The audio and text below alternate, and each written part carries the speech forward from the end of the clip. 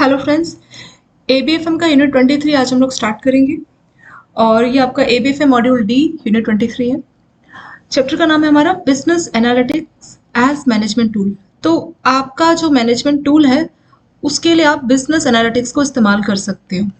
तो इसको शॉर्ट में अगर हम बोलना चाहें तो बीए से हम बोल सकते हैं बिजनेस एनालिटिक्स। तो देखिए, जो ऑर्गेनाइजेशन होती है उसमें बिजनेस एनालिटिक्स का क्या रोल होता है, क्या वो काम करते हैं। तो बिजनेस एनालिटिक्स का काम है बिजनेस को एनालिसिस करना कि बिजनेस किस तरीके से काम करेगा, कोई आइडिया, कोई भी कंसेप्ट किस तरीके से वो काम करेगा, तो उसकी एनालिसिस करने का काम रहता है बिजनेस एनालिटिक्स का। ठीक है, तो मैनेजमेंट इसको अपने एक टूल के तौर पे इस्तेमाल करता है, किसको, बिजनेस एनालिटिक्स को। और इसमें और भी कई सारे टॉपिक्स देखेंगे, जैसे आपका डेटा माइनिंग के ऊपर भी काफ़ी डिटेल में है। यहाँ पे डेटा माइनिंग हम लोग देखेंगे, बिग डेटा एनालिसिस। ठीक है, काफ़ी सारे टॉपिक हम इस चैप्टर में कवर करने वाले हैं। ये चैप्टर आपका अप्रोक्स 29 to 30 पेजेस में कवर होगा। ठीक है, तो बहुत डिटेल में ये चैप्टर आपको दिया गया आपकी इस बुक में। पहले इंट्रोडक्शन देखते हैं। देखिए, बिजनेस एनालिटिक्स क्या होता है, पहले उन्होंने इसकी डेफिनेशन दी है, बीए से इसको रिप्रेजेंट किया गया। It refers to combination of skill, technologies and practice that are used to analysis the data and performance of organisations in order. तो कोई भी ऑर्गेनाइजेशन कैसे परफॉर्म कर रही है, उसके डेटा को एनालिसिस करना, उसकी परफॉर्म को एनालिसिस करना, किसकी हेल्प से, आपके पास स्किल्स हैं, टेक्नोलॉजी का आप इस्तेमाल कर सकते हो, प्रैक्टिसेस मतलब जो चलन में है, जो हमारे नॉलेज में जो में गेन हुआ ना प्रैक्टिस से। ठीक है, तो उन सभी को इस्तेमाल करके आप ऑर्गेनाइजेशंस की परफॉर्मेंस को मेजर कर सकते हो। ठीक है, इससे क्या फायदा होगा, इससे आप जो बिजनेस का फ्यूचर में कोई डिसीजन लेना चाह रहे हैं तो वो सही डिसीजन आप ले पाओगे। अब मान लीजिए कोई कंपनी है जो कोका कोला बना रही है एग्जाम्पल के तौर पे, तो उसकी कितनी कौन से कोका कोला मान लीजिए 3-4 अलग अलग फ्लेवर के ड्रिंक्स है, 4 फ्लेवर है मान लीजिए। ठीक है, तो कौन से फ्लेवर की ड्रिंक जो है हमें ज़्यादा प्रोड्यूस करनी चाहिए, किस पे हमें ज़्यादा मार्केटिंग करनी चाहिए, कौन सा फ्लेवर लोगों को ज़्यादा पसंद है, क्योंकि जो चीज़ लोगों को पसंद है अगर उस पर आप अच्छे से और मार्केटिंग करोगे तो वो और ज़्यादा लोगों तक पहुंचेगा। ठीक है, तो वो सारी चीज़ों की स्टडी की जाती है डेटा एनालिटिक्स में। तो डेटा एनालिटिक्स मतलब हमें बिजनेस एनालिटिक्स मतलब हमें बिजनेस के रिगार्डिंग एनालिसिस करनी है कि क्या पैटर्न फॉलो हो सकता है। तो बिजनेस को जो है इंपॉर्टेंट डिसीजन लेने होते हैं, डेटा एनालिटिक्स उसकी मदद करता है, किसकी, बिजनेस की, ताकि वो सही डिसीजन ले सके। Statistical analysis is one of the most common methods use. तो बिजनेस एनालिटिक्स के लिए हम लोग क्या करते हैं, स्टैटिकल एनालिसिस का इस्तेमाल करते हैं।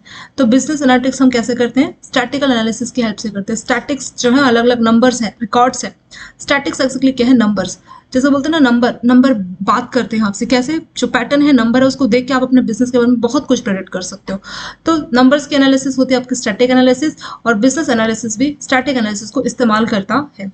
The objective of business analysis is to determine which data sets are valuable and which है पोटेंशियल। तो आपके पास जो डेटा है उसमें से कौन सा डेटा आपके काम का है और कौन सा डेटा आपकी रेवेन्यू को, प्रोडक्टिविटी को और एफिशिएंसी को बढ़ा सकता है, कौन से डेटा में पोटेंशियल है, उसको फाइंड किया जाता है।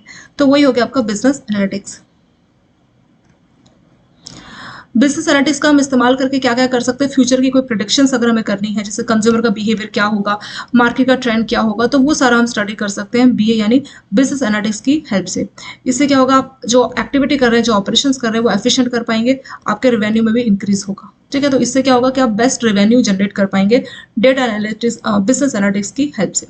अब यहाँ पे एक जो डेटा माइनिंग है उसका कंसेप्ट दिया गया है कि डेटा माइनिंग क्या है, उसकी हिस्ट्री क्या। तो देखिए, डेटा माइनिंग एग्जैक्टली होता क्या। डेटा माइनिंग मतलब ये हो गया कि आपके पास मैंने 1000 टाइप का डेटा दिया। ठीक है, मैंने आपके पास 1000 कस्टमर का डेटा दिया। अब आपको उस डेटा को स्टडी करके एक पैटर्न पता करना है, डेटा से इंफॉर्मेशन को एक्सट्रैक्ट करना है। तो जो डेटा है, डेटा एक तरीके का रॉ डेटा है, उसमें सब कुछ है। तो उस रॉ डेटा से इंफॉर्मेशन को इकट्ठा करना, वही होता है आपका डेटा माइनिंग। ठीक है, तो डेटा माइनिंग से क्या होता है कि हम अपने डेटा को स्टडी करते हैं, उसमें से एक्सट्रैक्ट करते हैं इंफॉर्मेशन। मतलब डेटा आपसे क्या कहना चाह रहा है, उस डेटा को देख के हम उसको एक्सट्रैक्ट करेंगे और उससे एक इन्फॉर्मेशन फाइंड करेंगे। तो उसी प्रोसेस को बोला जाता है डेटा माइनिंग। तो डेटा माइनिंग में क्या होता है कि जो रॉ डेटा है वो लिया जाता है, उसको स्टडी किया जाता है और फिर उससे एक पैटर्न फाइंड किया जाता है, एक इन्फॉर्मेशन फाइंड की जाती है। तो उसी प्रोसेस को बोला जाता है डेटा माइनिंग। तो डेटा में से अपने काम की चीज को उठा लेना, वही आपका डेटा माइनिंग। इसकी शुरुआत कब से हुई थी, इसका हिस्ट्री क्या है। तो देखिए 1980 या 1990 के टाइम पे इसकी शुरुआत हुई थी। तब data warehouse, data intelligence, analytic technology, तो ये सारी चीजें भी उसी टाइम पे डेवलप होने लगी। डेटा वेयर हाउस क्या होता है, जहाँ पे डेटा को स्टोर किया जाता है। ठीक है, तो वेयर हाउस मतलब जहाँ पे डेटा को रखा जाता है, इकट्ठा किया जाता है, उसको बोलते हैं data warehouse. Business intelligence, analytic technology, इन सब की शुरुआत 1980 1990 के टाइम पे होनी शुरू हो गई थी। तो उसी टाइम पे भी आपके ये डेटा माइनिंग का इस्तेमाल हुआ था। ठीक है, और जो डेटा माइनिंग का जो फ्रेज है ना, आपका 1995 में एक कॉन्फ्रेंस हुई थी, international conference on knowledge discovery and data mining. तो उस टाइम पे जो डेटा माइनिंग टर्म है वो इस्तेमाल की गई थी। ठीक है, उस टाइम पे मतलब ये टर्म पहले से चल रही थी।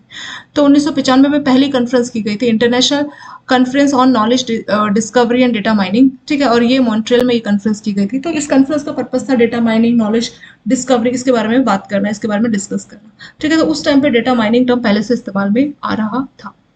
फिर ऐसी और भी कॉन्फ्रेंस होती गई, जैसे एक आपका AARI है, इसका फुल फॉर्म है association for advancement of artificial intelligence. तो ये एसोसिएशन है जो कि आर्टिफिशियल इंटेलिजेंस के एडवांसमेंट में, उसके ग्रोथ में, उसके एडवांस के बारे में बात करती है। ठीक है, आर्टिफिशियल इंटेलिजेंस आप जानते हैं ना, जैसे मशीन्स, ह्यूमन माइंड किस तरीके से काम करता है। अगर मशीन को ऐसे प्रोग्राम कर दे कि वो ह्यूमन माइंड की तरह बिहेव करने लगे, तो उसको बोला जाता है आर्टिफिशियल इंटेलिजेंस। ठीक है, ह्यूमन दिमाग की नकल करना।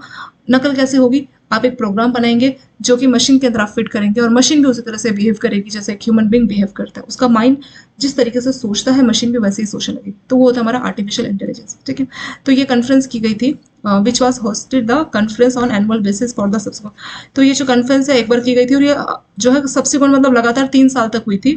और इसका भी पर्पस यही था कि आर्टिफिशियल इंटेलिजेंस इन सबको बढ़ावा देना। और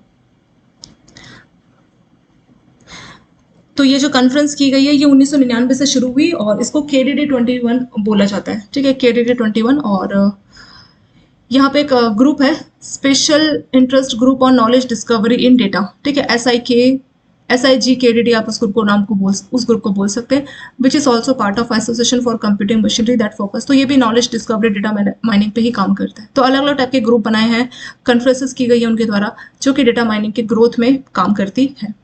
फिर एक जर्नल भी पब्लिश किया गया था, कब? 1997 में, डेटा माइनिंग को लेकर। Data mining, knowledge discovery.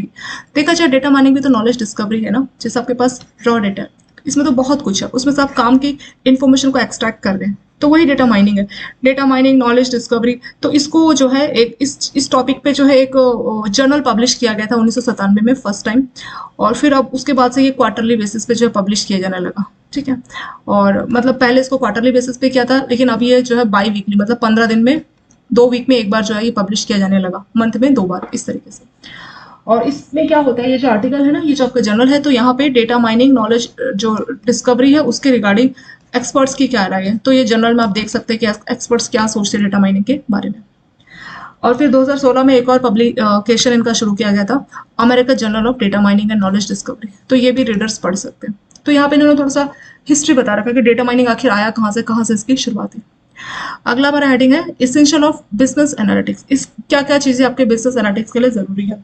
There are different application for business analytics. तो अलग अलग एप्लीकेशन है, मतलब अलग अलग जगह पे आप बिजनेस एनालिटिक्स को इस्तेमाल कर सकते हैं। और अगर हम बात करें बिजनेस एनालिटिक्स को, तो बहुत सारे फायदे, पर ज्यादातर इसका कमर्शियल यूज होता है, मतलब ऑर्गेनाइजेशन, इंडस्ट्रीज इसका ज्यादा इस्तेमाल करती है। सो बिजनेस एनालिटिक्स को हम क्यों इस्तेमाल करते हैं? ठीक है, BA को हम क्यों यूज करते हैं, इसका क्या कारण है?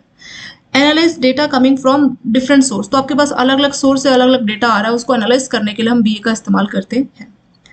और अगला है find pattern within the data set by employing more complex. तो आपके पास जो डेटा है उसमें अलग अलग पैटर्न आपको देखने को मिलेगा। ठीक है, तो आप क्या कीजिए, अलग अलग स्टैटिक्स मेथड को इस्तेमाल कीजिए और उस पैटर्न को फाइंड करने की कोशिश कीजिए। तो इसीलिए भी हम लोग BA यानी बिजनेस एनालिटिक्स को इस्तेमाल करते हैं। तीसरा, कीप एन आई ऑन की performance indicators and trend the way evolve. की परफॉर्मेंस इंडिकेटर का मतलब क्या होता है कि क्या क्या मेन चीजें हैं आपके काम की, वो आपका की परफॉर्मेंस इंडिकेटर होता है। सो की परफॉर्मेंस इंडिकेटर में क्या होता है कि आपके बिजनेस गोल बनाए जाते हैं, और फिर देखा जाता है कि आपने उसमें से कितने गोल को अचीव किया है। ठीक है, तो वो होता है आपका की परफॉर्मेंस इंडिकेटर। मतलब हमारा एक गोल बनाना, एक बजट बनाना, और देखना हमने उस बजट को अचीव किया कि नहीं किया, तो वो होता है हमारा की परफॉर्मेंस इंडिकेटर। तो जो आपका बिजनेस है, बिजनेस का भी की परफॉर्मेंस इंडिकेटर, की बिजनेस का ऐसा टारगेट रखा था और कितना बिजनेस ने उस टारगेट को अचीव किया। तो जो आपका बिजनेस एनालिटिक्स है, वो आपके बिजनेस की KPI यानी की परफॉर्मेंस इंडिकेटर में मदद करता है। And trend as they evolve. तो कोई ट्रेंड अगर आपको देखने को मिलता है अपने बिजनेस पे, तो उस ट्रेंड को भी फाइंड करने में मदद करता है। अगला है back and support decision based on the most limit. तो जो आपके पास डेटा अवेलेबल है उसके हिसाब से कोई सपोर्ट, कोई डिसीजन को लेके अगर आपको कोई आइडिया चाहिए या जैसे आप कोई डिसीजन ले रहे हैं, तो बिजनेस एनालिटिक्स आपके डिसीजन को बैक प्रोवाइड करता है, यानी आपको सपोर्ट देता है। यानी बिजनेस एनालिटिक्स जो है एक तरह से सजेशन देते हैं कंपनी को कि ये डिसीजन लिया जा सकता है। तो जो भी डिसीजन लेना है उसको सपोर्ट और बैक करने का काम कौन करता है? आपका डेटा एनालिटिक्स करता है। बिकॉज BA यानी business analytics give us access to such a large amount of data that we can put to use. तो बोल रहा है कि जो हमारे पास बिजनेस एनालिटिक्स है ना, वो क्या करते हैं कि हमारे पास बहुत सारा जो डेटा है ना, उस डेटा को बिजनेस डिसीजन में इंप्लीमेंट करते हैं। We can be certain that well informed not only for one but also for multiple distinct scenario. तो अलग अलग सिनेरियो में भी वो हमारी मदद कर सकता है। तो ये सारी एप्लीकेशन है जहाँ पे हम लोग बिजनेस एनालिटिक्स को इस्तेमाल करते हैं। ठीक है, अलग अलग एप्लीकेशन हम लोगों ने पढ़ी है ना, कि अलग अलग सोर्स से आपके पास डेटा आता है, उसके एनालिसिस करता है कौन, बिजनेस एनालिटिक्स। आपके डेटा में क्या पैटर्न है वो फाइंड करता है कौन, बिजनेस एनालिटिक्स। ऐसे ही आपका जो की परफॉर्मेंस इंडिकेटर है आपके बिजनेस का, की परफॉर्मेंस इंडिकेटर बिजनेस का क्या होता है, आपके बिजनेस के क्या टारगेट है और उसमें से आपने कितने अचीव कर लिए, तो उसको फाइंड करने में उस पर नजर रखता है कौन, बिजनेस एनालिटिक्स। और आपका जो डिसीजन है ना, बिजनेस डिसीजन, उसको बैक और सपोर्ट प्रोवाइड करता है कौन, बिजनेस एनालिटिक्स। तो बिजनेस एनालिटिक्स कई तरह से ऑर्गेनाइजेशन को मदद करता है।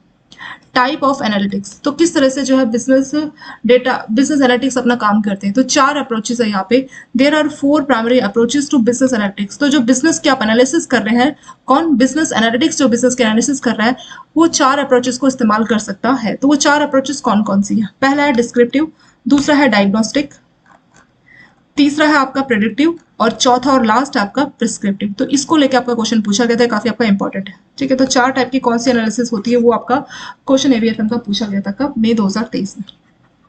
ये 4 पैटर्न आप लोग एज इट इज याद कर लीजिए, बहुत मुश्किल नहीं है, बहुत सिंपल है। देखिए डिस्क्रिप्टिव एनालिसिस में क्या होता है, तो इसमें क्या होता है कि जो आपका हिस्टोरिकल डेटा है, मतलब जो आपका पुराना डेटा है, उसको स्टडी किया जाता है और उसके हिसाब से जो है पैटर्न फाइंड किए जाते हैं, ट्रेंड देखा जाता है।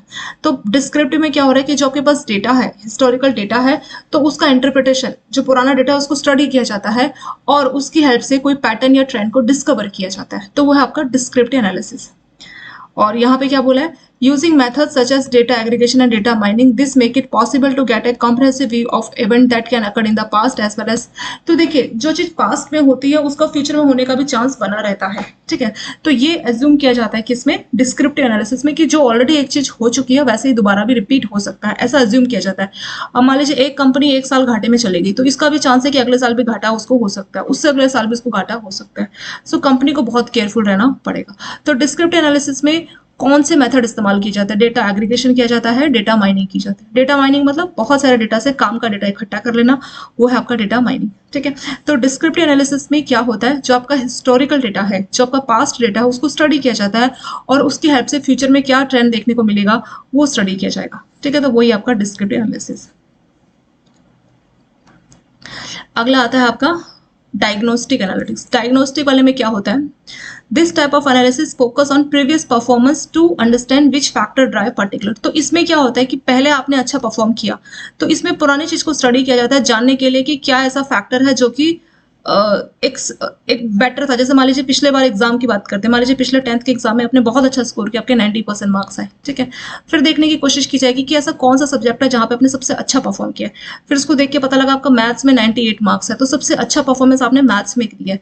तो आपका ये जो मेन जो आपका ड्राइविंग फैक्टर्स है, जो मेन जैसे मान लीजिए 12th के लिए आपको अपना टारगेट रखना है कि 12th क्लास में भी हमें 90% लाने, तो आपने जो 10th का मार्क्स देखा उसमें एक स्पेशल फैक्टर आपका मैथ्स था कि मैथ्स में आपको बहुत अच्छे मार्क्स मिले। तो 12th में भी आपको मैथ्स पे अच्छा फोकस करना चाहिए ताकि उस पर आप ज्यादा अच्छा स्कोर कर सके और ओवरऑल आप 90% ला सके। ठीक है, ये चीज आपके डायग्नोस्टिक में की जाती है। तो यहाँ पे हो क्या रहा है कि आपने पहले अच्छा परफॉर्म किया, तो उस परफॉर्मेंस को स्टडी किया जाता है कि किस वजह से आपका परफॉर्मेंस अच्छा रहा और उसी फैक्टर को ध्यान में रखा जाएगा ताकि फ्यूचर में भी आप एक अच्छा परफॉर्मेंस दे सके।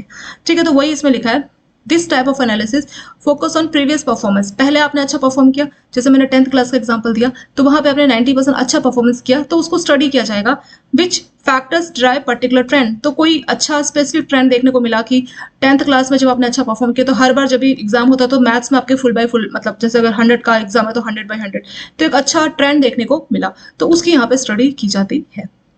This can be accomplished through the use of drill down, data discovery, data mining, correlations to uncover। तो जो रीजन है, एक पर्टिकुलर चीज हुई है, एक रीजन हुआ है, तो उसको स्टडी किया जाता है कि ऐसा क्यों हुआ। तो उसमें data discovery, data mining, correlation का इस्तेमाल किया जाता है ताकि आप रीजन पता कर सके कि क्यों एक पर्टिकुलर अकरेंस क्यों हुआ, मतलब कोई एक चीज हुई तो वो क्यों हुई। आपके मैथ्स पे अच्छे मार्क्स आए तो क्यों आए, क्या पता आप उसकी ट्यूशन क्लासेस ले रहे थे, क्या पता आप ज्यादा घंटे मैथ्स पढ़ रहे थे, तो उसका रीजन फाइंड करने की कोशिश की जाती है। After arriving at a knowledge of likelihood of the event and reasons why event may occur, algorithm are utilized for classification regression. अब आपको पता लगे कि हाँ ऐसा हुआ, तो उसी चीज को आप आगे भी इस्तेमाल करोगे. जैसे पता लगा कि आपके मैथ्स में अच्छे मार्क्स आए, क्यों आए? आपने ट्यूशन क्लासेस ली, आप एक्स्ट्रा पढ़ते थे मैथ्स, तो उसी चीज को स्टडी किया जाएगा और आप 12th में भी वही वाला सिस्टम लागू करेंगे. तीसरा आता है आपका प्रेडिक्टिव एनालिसिस, प्रेडिक्शंस करना, फ्यूचर की फोरकास्टिंग करना. This is a practice of applying statistics to estimate and evaluate future outcomes by employing statistical model and technique derived from machine learning. तो मशीन लर्निंग प्रोग्राम का इस्तेमाल करके आप जो है फ्यूचर जो है उसको एवेल्यूएट कर रहे हैं, फ्यूचर का एस्टिमेट कर रहे हैं. तो उसमें ये जो प्रेडिक्टिव एनालिसिस है, इसमें हम क्या कर रहे हैं कि हम मशीन लर्निंग का इस्तेमाल करके फ्यूचर प्रेडिक्शन करने की कोशिश कर रहे हैं. फ्यूचर में क्या आउटकम निकल सकता है उसको स्टडी करने की कोशिश करते हैं. In many cases, the conclusion of descriptive analysis are used in the manner to construct model that determine the likelihood of. तो इसमें क्या होता है कि आपका जो डिस्क्रिप्टिव आपने किया ना, डिस्क्रिप्टिव देखिए कहाँ पे था, ये पहले वाला. डिस्क्रिप्टिव में पुराने पैटर्न को स्टडी किया जा रहा है ना, पुराने डेटा को, आपके की परफॉर्मेंस को स्टडी किया जा रहा है ताकि आप ट्रेंड और पैटर्न्स इस्तेमाल कर सकें. तो बोल रहा है कि जो आपने डिस्क्रिप्टिव में स्टडी किया तो उसकी आप हेल्प ले सकते हैं और उससे आप अपना फ्यूचर का प्रेडिक्शंस कर सकते हैं, क्योंकि फ्यूचर में क्या होने वाला है उसको आप कैसे पता लग सकता है, पास्ट को देख के आप लोग कर सकते हैं ना. तो प्रेडिक्टिव में क्या हो रहा है कि आपका पुराना ट्रेंड देख के आपकी फ्यूचर की प्रेडिक्शंस लगाई जा रही है. अब मान लीजिए कोई बच्चा 5वीं 6वीं 7वीं 8वीं 9वीं 10वीं क्लास में मैथ्स में हमेशा कम नंबर लाता था, तो कोई बोलेगा उसके 11वीं और 12वीं की प्रेडिक्शन कीजिए. नॉर्मल सी बात है, जब सभी में उसके मैथ्स में कम थे तो 11वीं 12वीं में भी मैथ्स में कम मार्क्स आएंगे. ठीक है, तो इस तरह से आप पुराने ट्रेंड को देख के फ्यूचर प्रेडिक्ट कर सकते हैं. लास्ट है आपका प्रिस्क्रिप्टिव एनालिसिस. प्रिस्क्रिप्टिव, प्रिस्क्रिप्शन देना यानी रिकमेंडेशन देना कि क्या कैसे किया जाएगा. ठीक है, this approach make use of data on previous performance to make recommendations for how similar situations would be manage in the future. तो यहाँ पे क्या हो रहा है कि जो आपका पुराना परफॉर्मेंस था उसके डेटा को इस्तेमाल किया जाएगा इस बात को जानने के लिए कि फ्यूचर में अगर उस तरह की सिचुएशंस आती है तो आप कैसे उसको मैनेज करोगे, तो उसका रिकमेंडेशन दिया जाता है. ठीक है, तो इसमें क्या हो रहा है कि पहले आपने जो परफॉर्म किया उसके डेटा को इस्तेमाल किया जाएगा. क्यों? फ्यूचर में आपको कोई सिचुएशंस आ रही है उसको कैसे आप उस सिचुएशन से निपटेंगे, तो उसको कैसे आप मैनेज करेंगे, तो उसकी रिकमेंडेशंस दी जाती है प्रिस्क्रिप्टिव की हेल्प से. This particular kind of business analytics not only forecast result but also ability to make suggestion regarding the particular activity that need to take place. तो इसमें क्या हो रहा है कि इसमें सिर्फ आपके रिजल्ट की फोरकास्टिंग नहीं की जा रही है, बल्कि इसमें सिर्फ आपको रिजल्ट की फोरकास्टिंग नहीं की जा रही बल्कि आपको सजेशन दिया जा रहा है कि कैसे आप किसी स्पेसिफिक चीज को हासिल कर सकते हैं. ठीक है, उसकी इसमें बात की जा रही है. तो इसमें वही लिखा है कि the purpose of this type of business analytics is to match different situations solutions to immediate. तो जो कस्टमर है उनके अलग अलग रिक्वायरमेंट है, उनका हमें सॉल्यूशन देना है, तो उनकी सॉल्यूशन देने के लिए हम ये वाला मेथड इस्तेमाल कर सकते हैं. ठीक है, तो वही आपका प्रिस्क्रिप्टिव एनालिसिस. अगला हेडिंग हमारा एलिमेंट्स ऑफ बिजनेस एनालिटिक्स. कौन कौन से एलिमेंट्स है बिजनेस एनालिटिक्स के? तो बिजनेस एनालिटिक्स के 5 एलिमेंट्स की यहाँ पे बात की गई है. ठीक है, तो कौन कौन से एलिमेंट्स है देखिए यहाँ पे. Data mining, text mining, data aggregation, forecasting, data visualisation. तो ये 5 को काफी डिटेल में यहाँ पे दिया गया, ये आपके एग्जाम के लिए भी इंपॉर्टेंट है. ठीक है, ये हम अभी स्टार्ट करते हैं. इससे पहले छोटा सा हम लोग रिवाइज कर लेते हैं हम लोगों ने अभी तक क्या पढ़ा है. देखिए हमने यहाँ से शुरुआत की थी ना, हमने देखा था बिजनेस एनालिटिक्स का क्या काम होता है. तो बिजनेस एनालिटिक्स का काम होता है कि वो क्या करते हैं, बिजनेस के पैटर्न को ढूंढते हैं. ठीक है, उनके पास क्या होता है, उनके पास स्किल्स होती है, टेक्नोलॉजीज होती है, प्रैक्टिस मतलब जैसे आप कुछ काम करते तो आपको आइडिया लग जाता है ना, प्रैक्टिस. इन सभी को इस्तेमाल करते हैं ताकि डेटा की एनालिसिस कर सके और ऑर्गेनाइजेशन के परफॉर्मेंस को समझ सके. ठीक है, ताकि कोई सही डिसीजन लेना है फ्यूचर में तो उसमें ये जो है डेटा की हेल्प से आप वो डिसीजन ले सको. स्टैटिक एनालिसिस भी होता है, तो ये भी क्या बिजनेस एनालिटिक्स में आप लोग स्टैटिक एनालिसिस का भी इस्तेमाल कर सकते हैं. Data mining and history. कब से डेटा माइनिंग की शुरुआत हुई? 1980 और 1990 से डेटा माइनिंग की शुरुआत हुई. तब जो है आपका data warehouse, business intelligence, analytic technology, इन सभी का इस्तेमाल होने लगा था. ये सारी चीजें भी डेवलप करने लगी थी. 1995 में पहली कॉन्फ्रेंस की गई थी, international conference on knowledge discovery and data mining, और वो आपका मॉन्ट्रियल में किया गया था और वहां पे डेटा माइनिंग जो टर्म है इस्तेमाल की गई थी. फिर AARI एक दूसरी कॉन्फ्रेंस थी, वो भी डेटा माइनिंग को लेके की गई थी. और फिर बाद में एक SIGKDD थी, वो भी कॉन्फ्रेंस डेटा माइनिंग को लेके की गई थी. फिर बाद में जर्नल्स भी निकाले गए थे. स्पेशलाइज्ड जर्नल में क्या होता था, डेटा माइनिंग और जो नॉलेज डिस्कवरी है ना उसके बारे में एक्सपर्ट्स की क्या राय है, तो उस जर्नल में आप पढ़ सकते थे. तो पहले क्वार्टरली थे, फिर आपको मतलब पहले तो क्वार्टरली था मतलब 3 महीने में एक बार, फिर बाद में 1 वीक में 2 बार मतलब बाई वीकली वंस, उस तरह से ये जो आपके जर्नल्स है ये निकाले जाने लगे. फिर 2016 में भी American journal of data mining and knowledge ने अपने पब्लिकेशंस रीडर्स के लिए लागू मतलब पब्लिकेशन छापने शुरू कर दिए थे. ठीक है, तो इस तरीके से काम चल रहा था. तो यहाँ पे इन्होंने क्या हिस्ट्री बता रखा है कि डेटा माइनिंग कहाँ से आया, कब इसकी शुरुआत हुई, कब ये ओरिजिन हुआ। फिर अगला है essential of business analytics. Business analytics क्यों जरूरी है, मतलब क्या क्या कहाँ कहाँ इसका यूज होता है, कहाँ कहाँ एप्लीकेशन है, बिजनेस एनालिटिक्स हम क्यों इस्तेमाल करते हैं। तो इससे क्या होता है कि जो डेटा है, आप अलग अलग सोर्स से आपने डेटा को इकट्ठा कर रखा है, उस डेटा की स्टडी की जाती है, ठीक है। तो डेटा को आप स्टडी कर रहे हैं बीए यानी बिजनेस एनालिटिक्स की हेल्प से। तो आपका जो डेटा है उसमें पैटर्न को फाइंड किया जाता है और उसमें स्टैटिकल मेथड और काफी कॉम्प्लेक्स एनालिटिक्स का इस्तेमाल किया जाता है। इसमें क्या है, केपीआई यानी कि की परफॉर्मेंस इंडिकेटर पे फोकस किया जाता है और आपका जो ट्रेंड है रियल टाइम में उसको भी देखा जाता है। इसमें आपका जो डिसीजन है, जो भी आप डिसीजन ले रहे हैं, तो उसको बैक और सपोर्ट दिया जाता है। मतलब जो भी आप बिजनेस एनालिटिक्स जो बताएगा, मान लीजिए कोई कंपनी के मैनेजमेंट को कोई डिसीजन लेना है, ठीक है, तो इसमें जो डेटा एनालिटिक्स है वो जो डिसीजन लेना है मैनेजमेंट को, तो उसको मदद करता है। तो डेटा एनालिटिक्स एक तरह से जो आपका डिसीजन लिया जा रहा है उसको बैक और सपोर्ट प्रोवाइड करने का काम करता है। यानी बीए के सपोर्ट के बाद, मतलब बीए जो बोलेगा बिजनेस एनालिटिक्स, उसके हिसाब से ही जो है मैनेजमेंट डिसीजन लेता है, ये इसमें बोला गया। फिर टाइप्स ऑफ एनालिटिक्स, 4 तरीके से एनालिटिक्स की जाती है। पहला है डिस्क्रिप्टिव, दूसरा है डायग्नोस्टिक, तीसरा है प्रेडिक्टिव और लास्ट है आपका प्रिस्क्रिप्टिव। तो 4 टाइप की डेटा एनालिसिस की जाती है। ये क्वेश्चन आपका पूछा गया था, तो आपके एग्जाम के लिए काफी इंपॉर्टेंट भी है ये वाला। डिस्क्रिप्टिव में क्या होता है कि जो आपका पुराना डेटा है, जो हिस्टोरिकल डेटा है, उसको स्टडी किया जाता है, उसके हिसाब से प्रेडिक्शंस की जाती है। डायग्नोस्टिक में क्या है कि यहाँ पे जानने की कोशिश की जाती है कि आपने पहले प्रीवियस, मतलब इसमें भी पास्ट को ही देखा जा रहा है, लेकिन इसमें मेन फोकस आपके पास्ट की इस चीज को लेके है कि क्या ऐसा स्पेशल फैक्टर था जिसकी वजह से आपने पास्ट में अच्छा परफॉर्म किया, ठीक है। तो यहाँ पे आपकी प्रीवियस परफॉर्मेंस को स्टडी किया जाएगा और उसकी हेल्प से जानने की कोशिश की जाएगी कि ऐसा कौन सा फैक्टर है जिससे आपका पर्टिकुलर ट्रेंड देखने को मिला। Drill down, data discovery, data mining, correlation, तो इन सभी मेथड को इस्तेमाल करके हम रीजन फाइंड कर सकते हैं कि कोई पर्टिकुलर अकरेंस हुआ, ऐसा हुआ, वो क्यों हुआ, किस कारण से हुआ। तीसरा है प्रेडिक्टिव एनालिसिस, प्रेडिक्शंस की जाती है, ठीक है, जो भी फ्यूचर है उसके यहाँ पे प्रेडिक्शंस की जाती है। और यहाँ पे क्या होता है एग्जैक्टली कि प्रेडिक्टिव में क्या होगा कि यहाँ पे देखिए एक लाइन लिखी है कि it is common for sales and marketing team. तो जो कंपनी है कोई, उसकी सेल्स और मार्केटिंग टीम के लिए बहुत कॉमन है to employ this type in order to focus the opinions of specific clients based on data. तो अलग अलग सोशल मीडिया से आपने कोई डेटा इकट्ठा किया और उसकी हेल्प से आप फोकस्टिंग कर रहे हैं कि लोग क्या जो है हमारे प्रोडक्ट को लेके क्या सोचते हैं, ठीक है। तो यहाँ पे भी वही हो रहा है कि यहाँ पे हम स्टैटिक का इस्तेमाल कर रहे हैं ताकि हम अपने फ्यूचर आउटकम को समझ सकें, ठीक है। तो वही आपकी प्रेडिक्टिव, आप प्रेडिक्शन इसमें कर रहे हैं।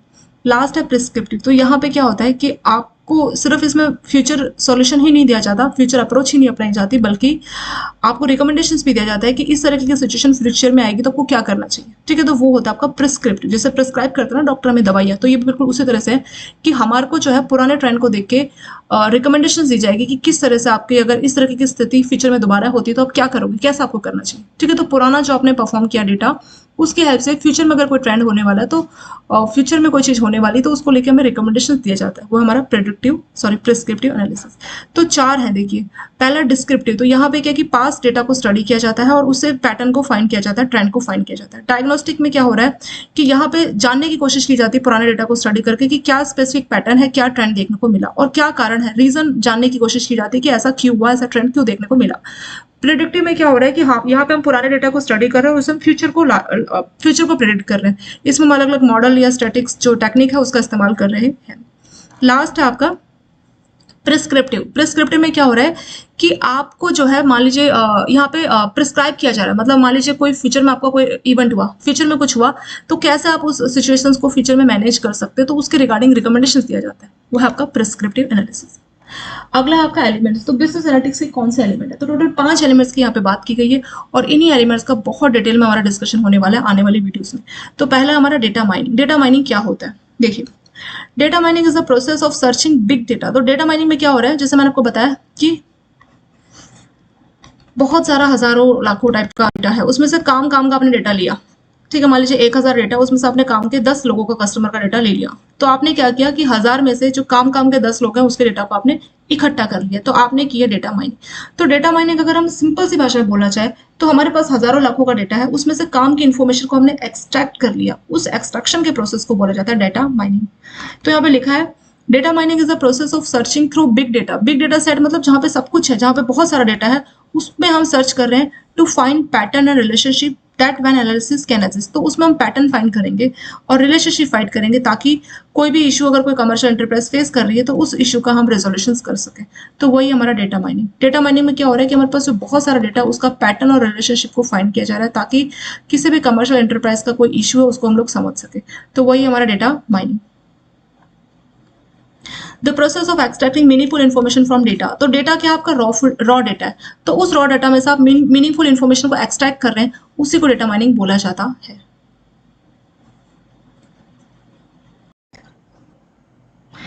And it is one of the fundamental discipline that make data science, तो जो आपका डेटा माइनिंग है वो आपका डेटा साइंस बनाती है। ठीक है, तो डेटा माइनिंग के इस्तेमाल से आप डेटा साइंस बना सकते हैं।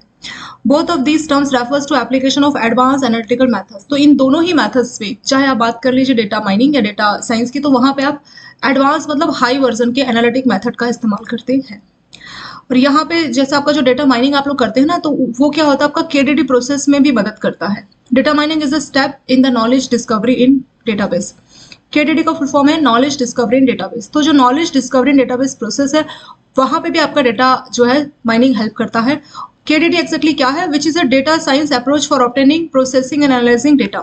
तो जो केडीडी प्रोसेस है ये आपका डेटा साइंस होता है जो कि डेटा को ऑब्टेन के लिए, प्रोसेस के लिए और एनालिसिस के लिए मदद करता है। तो केडीडी मतलब ये टाइप का डेटा साइंस है जो कि डेटा की प्रोसेसिंग और एनालिसिस में मदद करता है, और केडीडी के लिए हम लोग डेटा माइनिंग का इस्तेमाल करते हैं। केडीडी का उन्होंने फुल फॉर्म बता रखा है नॉलेज डिस्कवरी इन डेटाबेस। तो कई बार शायद आपका आधा नंबर का पूछ सकते हैं what is full form of KDD, तो आंसर क्या है नॉलेज डिस्कवरी इन डेटाबेस। फिर यहाँ पे और बता रखा है कि जो डेटा माइनिंग है वो आपके और कहाँ पे मदद करता है। अलग अलग कॉर्पोरेट की जो स्ट्रैटेजी है, जो ऑपरेशन है, तो उसमें भी मदद करता है। जो कॉर्पोरेट है उनको प्लानिंग करनी है, अपने अलग अलग एलिमेंट्स को मैनेज करना है, तो उसके लिए भी मदद करता है कौन, डेटा माइनिंग। किसकी मदद करता है, ये कॉर्पोरेट की मदद करता है। किस तरह से, जैसे मान लीजिए उनको marketing, advertising, sales, customer support, इन सब से मदद चाहिए, तो उस सब में जो है ये आपको हेल्प करता है कौन, डेटा माइनिंग। तो डेटा माइनिंग कॉर्पोरेट की हेल्प करता है मार्केटिंग, एडवर्टाइजिंग, सेल्स और कस्टमर सपोर्ट वाले फील्ड में। तो इस तरह की चीज में कोई डिसीजन में हेल्प चाहिए तो डेटा माइनिंग मदद करता है। और एक और जो इसका रोल ये है कि जैसे कोई फ्रॉड है तो फ्रॉड को प्रिवेंट करने में, रिस्क को मैनेज करने के लिए, साइबर सिक्योरिटी की प्लानिंग के लिए, तो वहां पे भी डेटा माइनिंग मदद करता है। तो डेटा माइनिंग की कई सारी एप्लीकेशंस यहाँ पे बताई गई है। डेटा माइनिंग प्रोसेस क्या होता है और ये कैसे काम करता है, ठीक है। और डेटा माइनिंग में बोला है कि data mining is carried out by data scientist. तो डेटा साइंटिस्ट जो है वो डेटा माइनिंग करते हैं in addition to other qualified experts in business intelligence and analytical field. तो और भी कोई क्वालिफाइड एक्सपर्ट्स है वो भी डेटा माइनिंग कर सकते हैं। क्वालिफाइड एक्सपर्ट्स कौन, जो बिजनेस इंटेलिजेंस और एनालिटिक फील्ड में एक्सपर्ट्स हैं वो, फिर डेटा साइंटिस्ट जो है डेटा माइनिंग करते हैं। और भी बहुत सारे डेटा सेवी बिजनेस एनालिस्ट होते हैं, एग्जीक्यूटिव्स होते हैं और एम्प्लॉय होते हैं जो कि इन चीज़ों में डील करते हैं, तो वो सारे भी जो है डेटा माइनिंग कर सकते हैं। यहाँ पे दो टर्म्स इस्तेमाल की गई है, machine learning and statistical analytics. तो ये जो है दो कंपोनेंट है जो आपके डेटा मैनेजमेंट में मदद करता है। और डेटा माइनिंग यहाँ पे लिखा है कि mining massive data set such as customer database, transactions record, log files from web, mobile app, sensors have become simpler thanks to. तो ये जो मशीन लर्निंग की जो एप्लीकेशन है, आर्टिफिशियल इंटेलिजेंस है, तो इसकी हेल्प से क्या हो रहा है कि आपके पास बहुत सारा जो डेटा है उसके आप माइनिंग बहुत आसानी से कर सकते हैं। तो डेटा माइनिंग हम कैसे कर रहे हैं, यहाँ पे आप आर्टिफिशियल इंटेलिजेंस का इस्तेमाल कर रहे हैं। तो डेटा माइनिंग में हमने क्या देखा था कि हमारे पास बहुत सारा लाखों करोड़ों कस्टमर का डेटा है, उसमें से अपने काम का डेटा उठा लेना, वो है डेटा माइनिंग। अब आप मान लीजिए लाखों करोड़ों कस्टमर का डेटा है, तो एक एक डेटा को तो हम खुद से बैठ के स्टडी नहीं कर सकते ना, हम कैसे पढ़ेंगे। मान लीजिए 100 लाख लोगों का डेटा एग्जाम्पल के तौर पे, 1 करोड़ कस्टमर का डेटा है, तो इतने ज्यादा कस्टमर का डेटा हम लोग एक एक कैसे स्टडी करेंगे, उसको हम उसमें से काम की इन्फॉर्मेशन को कैसे हम लोग एक्सट्रैक्ट करेंगे, तो हमारे लिए तो पॉसिबल नहीं है। पर जो आपका आर्टिफिशियल इंटेलिजेंस है, जो मशीन लर्निंग है, मतलब जो सिस्टम है और आर्टिफिशियल इंटेलिजेंस है, वो इसमें आपकी मदद करता है, ठीक है। मशीन लर्निंग एक्जैक्टली क्या होता है, जो मशीन्स होती है, जैसे ह्यूमन बीइंग क्या है, एक्सपीरियंस से सीखता है ना, जैसे बोलते हैं ना मुझे एक्सपीरियंस नहीं है, लेकिन कुछ टाइम बाद एक्सपीरियंस है तो आप लोग सीख जाओगे। सेम ऐसी मशीन्स भी करती है कि एक्सपीरियंस के साथ जो है मशीनें भी खुद को डेवलप करती जाती है, उसको बोलते हैं मशीन लर्निंग। और आर्टिफिशियल इंटेलिजेंस का मतलब होता है कि ह्यूमन माइंड की कॉपी करना, एक ऐसा प्रोग्राम बनाना जो कि जैसे आपका ह्यूमन माइंड सोचते हैं ना, ऐसी प्रोग्राम बनाना ताकि ह्यूमन माइंड की नकल किया जा सके, तो उसको आर्टिफिशियल इंटेलिजेंस बोला जाता है। तो मशीन लर्निंग और आर्टिफिशियल इंटेलिजेंस की वजह से हम डेटा माइनिंग आसानी से कर सकते हैं, क्योंकि बहुत सारा जो डेटा है उसको हम आसानी से स्टडी कर सकते हैं, आर्टिफिशियल इंटेलिजेंस और मशीन। तो अगर मशीनों को आप बोल दोगे कि 100 लाख या 1 करोड़ कस्टमर का डेटा स्टडी करो, मशीन आसानी से कर लेगी। अगर वही काम आप एक इंसान को दे दो तो वो नहीं कर पाएगा, तो वही इसमें बोला गया। डेटा माइनिंग में आपके 4 स्टेप होते हैं। पहला है डेटा कलेक्शन, डेटा को कलेक्ट किया जाता है। फिर है डेटा प्रिपरेशन, तो माइनिंग से पहले डेटा को प्रिपेयर किया जाता है, तो वो आ जाएगा आपका डेटा प्रिपरेशन। लास्ट में आपका डेटा माइनिंग, और फिर डेटा माइनिंग करने के बाद आप इंटरप्रिटेशन करते हो कि क्या हमें इससे रिजल्ट मिला, और जो आपको डेटा मिला उसके आप एनालिसिस करते हो। तो 4 स्टेप में आपका ये जो डेटा माइनिंग है ये प्रोसेस कंप्लीट इसमें होता है। तो 1 नंबर का क्वेश्चन पूछ सकते हैं कि कौन से 4 स्टेप है डेटा माइनिंग के। क्वेश्चन तो ये भी पूछा जा सकता है डेटा माइनिंग क्या होता है। तो आपके पास बहुत सारा डेटा है, उसमें से काम की इन्फॉर्मेशन को एक्सट्रैक्ट करना, वो होता है डेटा माइनिंग। किस तरीके से किया जाता है, तो 4 स्टेप में डेटा माइनिंग की जाती है। पहला डेटा को हम लोग कलेक्ट करेंगे, दूसरा डेटा को हम प्रिपेयर करेंगे, तीसरा डेटा को हम क्यों प्रिपेयर कर रहे हैं, ताकि उसकी माइनिंग की जा सके, ठीक है, यानी आप उसको प्री प्रोसेस कर रहे हैं एक तरह से। उसके बाद डेटा माइनिंग करोगे, और डेटा माइनिंग के बाद जो हमें रिजल्ट मिलेगा उसको हम एनालिसिस करेंगे कि क्या हमें इससे रिजल्ट मिला, उसका इंटरप्रिटेशन और एनालिसिस चौथे स्टेप में की जाती है। डेटा कलेक्शन मतलब अलग अलग सोर्स, जहां से भी मिल रहा है डेटा को इकट्ठा कर लो। सोशल मीडिया का डेटा इकट्ठा कर लिया, या पर्सनली कस्टमर से विजिट करके एक्सपीरियंस लिया। जैसे कोई कंपनी जानना चाह रही है कि उसके प्रोडक्ट लोगों को कितने पसंद आ रहे हैं, तो वो सोशल मीडिया से भी डेटा को इकट्ठा कर सकती है, ठीक है। लोग अपने रिव्यू लिखते हैं ना प्रोडक्ट का, वहां से भी डेटा इकट्ठा किया जा सकता है। प्लस आप लोगों से एक्सपीरियंस कर सकते हैं, उनको कोई क्वेश्चन आंसर जैसे क्वेश्चन बना के दे सकते हैं, पैम्पलेट, और उनको डेटा भरने को बोल सकते हो। तो कई सारे सोर्स से डेटा को इकट्ठा किया जाता है। तो पहला वही आपका डेटा कलेक्शन। तो यहाँ पे क्या होता है कि जो भी डेटा है उसको इकट्ठा किया जा रहा है और उसको फिर कंपाइल मतलब जोड़ा जाता है। The data could be stored in variety of source system और डेटा। फिर आपने जो डेटा इकट्ठा किया तो उसको हम कहाँ पे स्टोर करेंगे, डेटा वेयर हाउस में, या उसको आप डेटा लेक भी बोल सकते हैं। तो डेटा वेयर हाउस या डेटा लेक में आप डेटा को क्या करेंगे, स्टोर करेंगे। और जो डेटा लेक है ना, is becoming increasing typical repository in big data context and is comprise of community. तो ये जो आपका डेटा लेक है, यहाँ पे आपका स्ट्रक्चर और अनस्ट्रक्चर्ड डेटा दोनों ही इकट्ठा रहता है। अब ये स्ट्रक्चर्ड डेटा क्या होता है, एक डेटा जो बहुत अच्छे फॉर्म में लिखा गया उसको बोलते हैं स्ट्रक्चर्ड। जैसा आप लोगों का घर होता है ना, कई बार मेहमान आते हैं तो घर जो आपका बन जाता है वो स्ट्रक्चर बन जाता है। हम लोग जो बेडशीट है, टेबल है, हर किसी को ऐसा दिखाने की कोशिश करते हैं ये बेस्ट लगेगा। अनस्ट्रक्चर मतलब कई बार जब कोई मेहमान नहीं होते, और खासतौर पे जो बैचलर जो लोग अकेले रहते हैं, तो उनका घर आप देखोगे बेडशीट यहाँ पे है, कपड़े बिखरे हुए हैं, बिस्तर पे सारे कपड़े रखे पड़े हैं, तो वो अनस्ट्रक्चर्ड हो गया, ठीक है। तो स्ट्रक्चर मतलब अगर डेटा को प्रॉपर टेबुलर फॉर्म में मेंशन किया गया होगा, डेटा को प्रॉपर टेबुलर, जैसे आपकी रो और कॉलम होती है ना टेबुलर फॉर्म, तो प्रॉपर टेबल की फॉर्म में अगर आपको डेटा मिलेगा तो वो स्ट्रक्चर्ड है। अनस्ट्रक्चर्ड मतलब ऐसे ही सब कुछ लिखा हुआ है कि यहाँ पे इतने कस्टमर। अनस्ट्रक्चर्ड मतलब क्लियर कट नहीं है, कुछ भी ऐसे लिख दिया कि हाँ ये है, उसमें से हमें खुद को उसको ठीक तरह से बनाना है। जैसे फॉर्मल होता है ना, जैसे आपको डेटा दे रहे हैं, कोई लेटर आप लिख रहे हैं, स्ट्रक्चर लेटर क्या होगा कि आप एक प्रॉपर वे में लिख रहे हैं कि ये लेटर इसको है, तो प्रॉपर आप उसका प्रोनाउंसिएशन जो मेथड होता है लेटर का वो इस्तेमाल कर रहे हैं। अनस्ट्रक्चर मतलब आपने ऐसी रफली जो आपने लिखा है तो वो अनस्ट्रक्चर होता है। तो जो आपका डेटा लेक है, जहाँ पे डेटा को स्टोर किया जाता है, वो स्ट्रक्चर डेटा भी हो सकता है और अनस्ट्रक्चर डेटा भी हो सकता है। बहुत से केसेस में हम बाहर से भी डेटा को यूज कर सकते हैं अपने इस्तेमाल के लिए, ठीक है। तो इतने सारे तरीके से डेटा को कलेक्ट किया जाता है। सेकेंड है डेटा प्रिपरेशन। इस स्टेज में क्या होगा, during this stage a series of action are carried out to get the data prepare. तो आप जो माइनिंग करने जा रहे हैं डेटा की, उसके लिए आप क्या करते हैं, बहुत सारे स्टेप करते हैं, कुछ एक्शंस करते हैं, ताकि डेटा को माइनिंग के लिए अगले स्टेप के लिए प्रिपेयर किया जा सके, ठीक है। तो वो है आपका डेटा प्रिपरेशन। जैसे बैंकों में कोई क्लर्कल की वैकेंसी है, क्लर्कल को ज्वाइन किया जाएगा, या फिर अगर कोई पीओ अगर ज्वाइन कर रहा है तो उनको ट्रेनिंग दी जाती है, उनको प्रिपेयर किया जाता है ट्रेनिंग के थ्रू कि वो जॉब कर सके ना। सेम वैसे ही आपका यहाँ पे डेटा प्रिपरेशन है कि डेटा को इस तरह से किया जाएगा, सीरीज ऑफ एक्शंस डेटा में ऐसे बनाए जाएंगे कि वो उसकी डेटा माइनिंग की जा सके, ठीक है। तो वही इसमें लिखा है कि डेटा को प्रिपेयर किया जाता है ताकि वो माइनिंग स्टेज के लिए रेडी हो जाए। It begin with exploration, profiling and pre processing of data. तो डेटा प्रिपरेशन में क्या हो रहा है कि डेटा की प्री प्रोसेसिंग की जा रही है, and then move on to the job of data cleansing to correct. मान लीजिए डेटा में कोई गलती है तो उन सबको हटाया जाएगा, रिमूव किया जाएगा, और डेटा की जो क्वालिटी है उसको बेटर बनाया जाएगा, ठीक है। अगर अच्छी क्वालिटी का डेटा आप डेटा माइनिंग के लिए डालोगे तो एक अच्छा रिजल्ट मिलेगा, तो उसी के लिए ऐसा किया जाता है। डेटा में से कोई एरर है उसको रिमूव करना, डेटा की क्लीनिंग करना, वो सारा काम डेटा प्रिपरेशन में किया जाता है। It is also necessary to convert data in order to keep data scientist. तो जो डेटा है उसको कन्वर्ट भी कर लिया जाता है, किसी फॉर्मेट पे कन्वर्ट कर लिया, इस तरीके से उसको किया जाता है। किसी किसी केस में जो साइंटिस्ट है वो रॉ डेटा की स्टडी करना चाह रहे हैं, तो उस केस में डेटा को एज इट इज रहने दिया जाता है, वहां पर डेटा प्रिपरेशन नहीं की जाती। कुछ साइंटिस्ट है ना जो रॉ डेटा चाहते हैं, तो उस केस में आपको ये स्टेप करने का जरूरत नहीं है। तीसरा आता है data mining. After data has been prepare, अब डेटा में से आपने जो एरर्स थे उसको हटा दिया, उसको क्लीन कर दिया डेटा को, ठीक है। तो अब आप अगला काम क्या करेंगे, डेटा माइनिंग आप शुरू कर देंगे। कौन करता है, डेटा साइंटिस्ट करता है, ठीक है। और data scientist will select the proper data mining. बहुत सारी डेटा माइनिंग की टेक्निक होती है, साइंटिस्ट अपने हिसाब से डिसाइड करता है कि कौन सी टेक्निक उसको इस्तेमाल करनी चाहिए। वो एक या एक से ज्यादा एल्गोरिथम को इस्तेमाल कर सकता है डेटा की माइनिंग के लिए, ठीक है। एक या एक से ज्यादा एल्गोरिथम को इस्तेमाल करेगा कौन? डेटा साइंटिस्ट, और उससे वो डेटा की माइनिंग करेगा।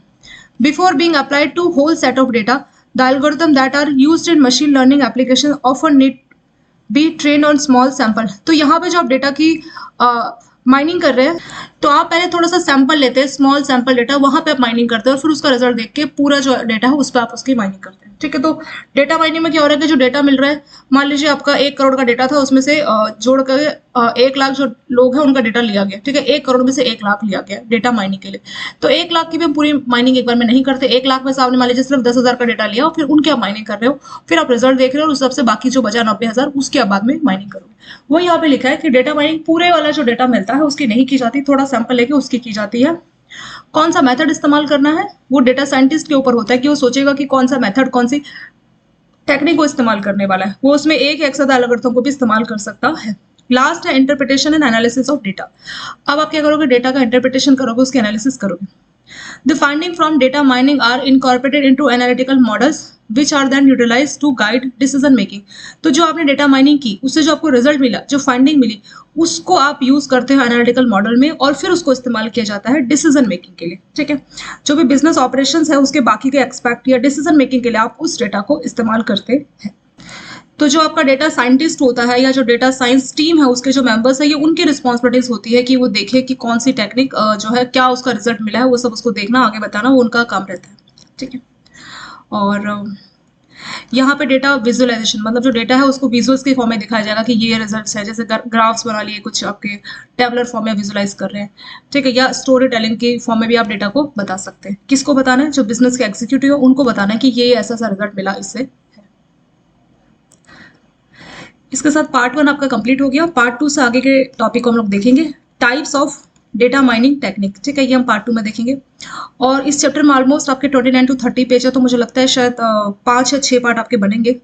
उसका रीजन ये है कि CIB में आजकल आपका क्या करते हैं कि जैसे कोई पैराग्राफ है ना, उसको उठा लिया और उसी में से 3-4 नंबर का क्वेश्चन पूछ ले रहे हैं। सो IRBF का पैटर्न इस तरीके का हो गया कि हम ये नहीं बोल सकते कि ये इंपॉर्टेंट टॉपिक है, इसमें से ही पूछना चाहिए। IRBF में क्या कर रहे हैं कि कोई भी ऐसे बुक का उनको रैंडमली कोई टॉपिक मिलता है, उसमें से आपका 2 नंबर 4 नंबर कैसे बना के क्वेश्चंस पूछ रहे हैं। तो बहुत ज्यादा थ्योरी वाला भी आपका पेपर काफी बन रहा है, जिसकी वजह से ये जो डिटेलिंग है इतनी ज्यादा में डिटेल में करना पड़ रहा है। क्योंकि अगर हम ऐसा नहीं करते हैं तो फिर आपके कोई टॉपिक हमने मान लीजिए छोड़ दिया जो इतना इंपॉर्टेंट नहीं था और उसी में से क्वेश्चन बना लिया। तो अभी IRBF का पैटर्न वो नहीं रहा जो पहले होता था। पहले क्या था, जो इंपॉर्टेंट टॉपिक है उसमें से पूछे जाते थे और हमें मालूम होता था कि ये टॉपिक्स है, इसमें से आएंगे। लेकिन अभी क्या, बिल्कुल इन्होंने अनप्रेडिक्टिव कर दिया। मतलब हम लोग प्रेडिक्शंस नहीं कर सकते कि कभी किस टॉपिक के किस पैराग्राफ को उठा लेंगे, बट होता आपकी बुक से, ये कंफर्म है कि होता आपकी बुक से है, बट बुक का वो कौन सा पैराग्राफ होगा तो वो हमें नहीं मालूम चलता। इसी चक्कर में ये जो वीडियोस है काफी आपकी डिटेल में हो जाती है। पर कोई नहीं, आप लोगों को बस एक बार वीडियोस देख लीजिए 1 या 2 बार, और एक बार आप बुक को से गो थ्रू कीजिए तो आपको याद रह जाएगा। जितना भी आप लोगों को याद रहेगा उतना आपके लिए सफिशिएंट इसमें है। देखिए यहाँ से हमने शुरू किया था ना डेटा माइनिंग। डेटा माइनिंग का क्या मतलब है? बहुत सारा डेटा है, उसमें से पैटर्न को फाइंड करना, ठीक है, उसको एक्सट्रैक्ट करना, उससे इन्फॉर्मेशन को फाइंड करना, वही होता है हमारा डेटा माइनिंग। यहाँ पे नीचे फिर से वही डेफिनेशन लिखी है कि आपके पास बहुत सारा डेटा है, उसमें से बहुत सारे डेटा सेट्स में से आप इन्फॉर्मेशन को एक्सट्रैक्ट कर रहे हैं, इस प्रोसेस को डेटा माइनिंग बोला जाता है। जो KDD होता है ना, डेटा माइनिंग उसका फर्स्ट स्टेप है। KDD का फुल फॉर्म है नॉलेज डिस्कवरी इन डेटाबेस। मतलब जो डेटाबेस है उसमें से काम की चीज को डिस्कवर करना, KDD में वो किया जाता है और डेटा माइनिंग उसमें मदद करता है। डेटा माइनिंग जो है जो जैसे आपको प्लानिंग करनी है, जो कोई बिजनेस है उसको कोई स्ट्रैटेजी बनानी, कोई प्लान करना है, कोई कॉर्पोरेट ऑपरेशन को लेके, कोई मैनेजमेंट को लेके कोई प्लानिंग करनी, कोई मदद चाहिए तो डेटा माइनिंग उस कॉर्पोरेट की मदद करता है। जैसे कोई मार्केटिंग टीम है, advertising, sales, customer support team है, उनको कोई मदद चाहिए कस्टमर के रिगार्डिंग, तो डेटा माइनिंग उनको डेटा को स्टडी करके बताता है ताकि वो सही डिसीजन ले पाते हैं। जैसे आपको रिस्क मैनेज करना है, साइबर सिक्योरिटी में मदद चाहिए, फ्रॉड प्रिवेंट करना है, तो वहां पे भी आप डेटा माइनिंग की हेल्प ले सकते हैं।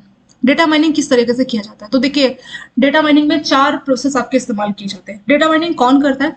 डेटा साइंटिस्ट जो है डेटा माइनिंग कर सकते हैं, या क्वालिफाइड एक्सपर्ट जो कि बिजनेस इंटेलिजेंस और एनालिटिक फील्ड में एक्सपर्ट्स होते हैं तो वो भी डेटा माइनिंग कर सकते हैं। बहुत से एग्जीक्यूटिव जो कि डेटा साइंटिस्ट से जुड़े हुए होते हैं तो वो भी डेटा माइनिंग कर सकते हैं। तो आजकल क्या हो गया, आर्टिफिशियल इंटेलिजेंस और मशीन लर्निंग की हेल्प से डेटा माइनिंग बहुत इजी हो गई है। क्यों? अब मान लीजिए 1 लाख या 1 करोड़ का कस्टमर का डेटा है, उसमें से काम का डेटा ढूंढना है, तो काम का डेटा तो हम तब ढूंढेंगे ना जब हम उस 1 करोड़ के डेटा को एटलीस्ट पढ़ेंगे। तो पढ़ने का काम सारा मशीन को बोलते हैं, आर्टिफिशियल इंटेलिजेंस, मशीन लर्निंग वो काम कर देती है। मशीन लर्निंग मतलब मशीन, जैसा आप लोग एक्सपीरियंस के साथ सीखते हैं ना, ऐसे मशीन भी सीखती है एक्सपीरियंस के साथ, उसको बोलते हैं मशीन लर्निंग। आर्टिफिशियल इंटेलिजेंस मतलब ह्यूमन माइंड की नकल करना, वो होता है आर्टिफिशियल इंटेलिजेंस। तो इनकी हेल्प से जो इतना सारा डेटा है, मशीन को ही, कंप्यूटर को हम बोलते हैं डेटा स्टडी कर लो और काम की चीजें में उठा के दे दो, तो वही होती है आपकी मशीन डेटा माइनिंग। और डेटा माइनिंग में आर्टिफिशियल इंटेलिजेंस और मशीन लर्निंग हमारी काफी मदद करते हैं। डेटा माइनिंग के 4 प्रोसेस है, 4 स्टेप में पूरा होता है। पहला स्टेप है डेटा कलेक्शन। हर सोर्स से आपको डेटा को इकट्ठा करना है। कहाँ पे इकट्ठा करना है? डेटा वेयर हाउस या डेटा लेक में डेटा को हमें इकट्ठा करना है। डेटा लेक में जो डेटा होता है ना, वो स्ट्रक्चर या अनस्ट्रक्चर भी हो सकता है। स्ट्रक्चर डेटा मतलब बिल्कुल प्रॉपर टेबुलर फॉर्म में रहेगा, अच्छे से रो कॉलम में मेंशन रहेगा, वो होता है स्ट्रक्चर। अनस्ट्रक्चर मतलब कुछ भी है, कहीं पे टेबल बनी है, कहीं पे वैसे ही लिखा है, ठीक है, कहीं पे ऐसे ग्राफ्स बने हैं, तो एक अनस्ट्रक्चर फॉर्मेट उसको बोला जाएगा जो प्रॉपर वे में ना लिखा हो। तो किसी भी टाइप का डेटा आपके डेटा लेक में हो सकता है। डेटा प्रिपरेशन, डेटा माइनिंग से पहले डेटा को प्रिपेयर किया जाता है। कैसे प्रिपेयर किया जाता है? डेटा को प्री प्रोसेस किया जाता है। प्री प्रोसेस में क्या होता है, जो एरर्स है, जो क्लींसिंग है डेटा, वो की जाता है और जो एरर है उसको हटाया जाता है, ठीक है। तो वो होता है आपका डेटा प्रिपरेशन। तो इससे क्या होता है, डेटा क्वालिटी इंप्रूव होती है। तीसरा है डेटा माइनिंग। तो डेटा माइनिंग के लिए जो है कई सारे टूल्स होते हैं, कई सारी टेक्निक होती है। डेटा साइंटिस्ट डिसाइड करता है कि वो कौन सी टेक्निक को इस्तेमाल करने वाला है। और जब हम डेटा माइनिंग करते हैं तो हम पूरे डेटा पे एक बार में डेटा माइनिंग नहीं करते, पहले एक हम सैंपल लेते हैं। मान लीजिए 1 लाख का डेटा आपको मिला है माइनिंग के लिए, तो आप सिर्फ 10,000 का डेटा माइनिंग करोगे, फिर बाद में रिजल्ट देख के बाकी 90,000 का करते हैं, तो उसको बोलते हैं डेटा माइनिंग प्रोसेस। लास्ट है interpretation and analysis of data. तो जो भी आपको डेटा माइनिंग से जो रिजल्ट मिलेगा, ठीक है, तो उसको आप कहाँ इस्तेमाल करते हैं? कंपनी के जो एग्जीक्यूटिव्स है, वो जो टीम है, जैसे मान लीजिए सेल्स टीम है, मार्केटिंग टीम है, तो उनको आप वो डेटा बताते हैं, उनसे क्या रिजल्ट मिला वो उनको बताते हैं। यहाँ पे डेटा की विजुअलाइजेशन की जाएगी या स्टोरी टेलिंग की फॉर्म में आप उनको बताते हैं, ठीक है।